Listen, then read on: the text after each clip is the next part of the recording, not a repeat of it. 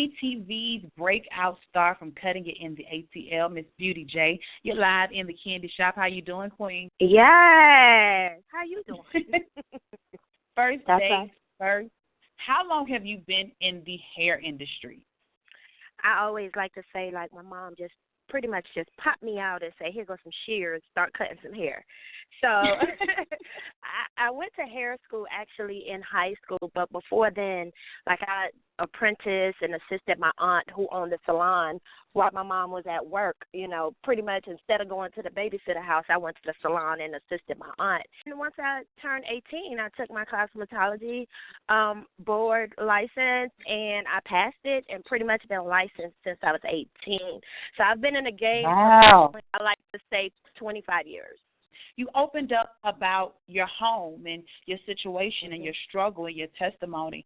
How did it feel being that vulnerable and letting people into a side of you that you know they probably never even knew? When the producers first approached me with talking about my story, I didn't want to do it. You know, for a very, very long time, I actually kept that a secret as far as, like, my son's father being incarcerated. And when I say I kept it a secret to my new friends. You know what I'm saying? So, Okay, like, people right. that know me from back home, from way back when, growing up, my family, everybody knew where my son's father was. So when they approached me, I didn't want to do it. So finally I spoke to my son's father, and I was like, I think this is something that I want to do. I want to talk about it because not only is it going to help me, you know, as far as, like, therapy-wise, but it may help somebody else, and that's what I'm about right now. So I opened up. I shared, you know, how I became homeless, you know, and it pretty much all started from me gaining a huge relationship with my son's father and him pretty much taking care of me and teaching me how to be a woman, but he didn't teach me how to be independent. So when he got locked up and then I realized that he wasn't getting out no time soon, I kind of lost it, you know, I lost it. It was hard, you know, but I'm so glad that I did share that story because when I tell you my emails is flooding, like every day I get different people just reaching out to me saying how that story impacted them. Not only am I super excited that you shared your story, but I'm super excited because you guys are coming back in 2016 with season 2. It's already been announced, so congratulations to you guys on that.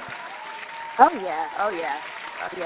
I always say, you know, when we first started filming, I was like, what y'all worried about? We already got 5 seasons just lined up. They would laugh at me. Maya would laugh at me all the time.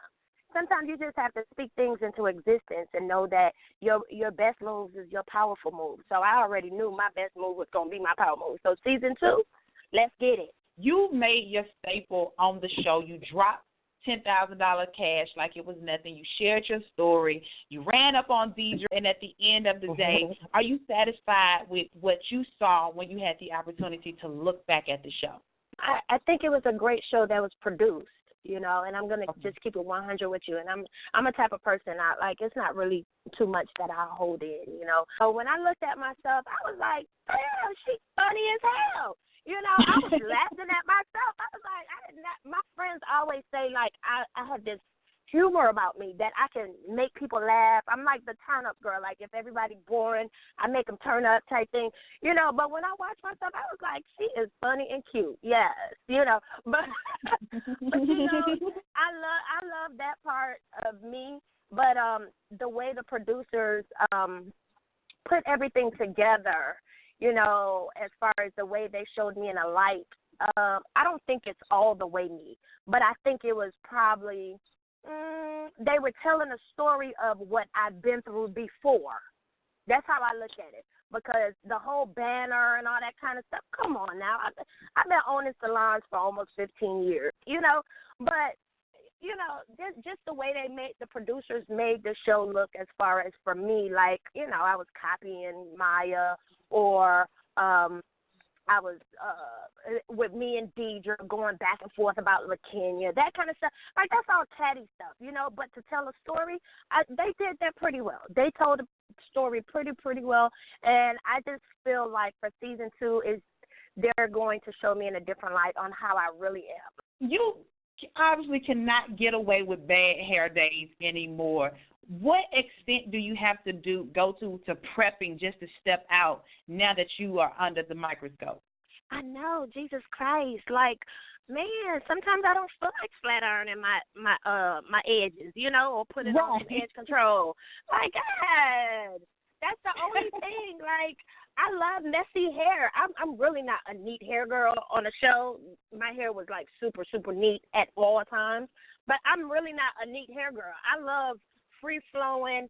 Like, as long as my face beat, I'm still cute, But now it's like, okay, you got to put some edge control on. You got to make sure them edges in line. Make sure that hair is flat. But that's not a struggle for me because I'm a hairstylist,